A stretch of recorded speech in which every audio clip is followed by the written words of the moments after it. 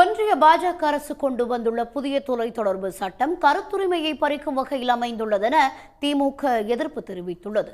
இது தொடர்பாக திமுகவின் அதிகாரப்பூர்வ நாளேடான முரசொலி வெளியிட்டுள்ள தலையங்கத்தில் தொலைத்தொடர்பு கட்டமைப்புகளை ஒன்றிய அரசு தற்காலிகமாக தன்வசப்படுத்திக் கொள்ளும் வகையில் புதிய மசோதா மக்களவையில் தாக்கல் செய்திருப்பதாக கூறப்பட்டுள்ளது. இந்த சட்டம் அமலுக்கு வந்தால் உளவு பார்க்கும் கருவிகளே இல்லாமல் ஒன்றிய அரசால் ஒருவரை ஒட்டு கேட்க முடியும். அது மட்டுமின்றி தொலைத்தொடர்பு சேவைகள், கருவிகள், உள்கட்டமைப்பு போன்ற அனைத்திற்கும் ஒன்றிய அரசின் ஒப்புதல் பெற வேண்டும் என்ற கட்டாயம் எழுந்துள்ளதாகவும் இதன் மூலம் கருத்துரிமை முழுவதுமாக பறிக்கப்படும் என்றும் முரசொலியில் சுட்டிக்காட்டப்பட்டுள்ளது.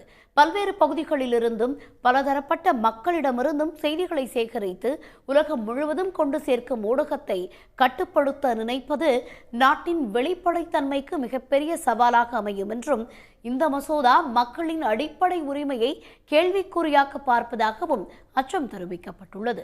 இந்த புதிய தொலைத்தொடர்பு சட்டம் மூலம் இஸ்ரேலிய நிறுவனம் செய்த பெகாசஸ் ஒட்டுக்கேட்பு இனி சட்டப்பூர்வமானவை ஆகலாம் என்றும் கூறப்பட்டுள்ளது.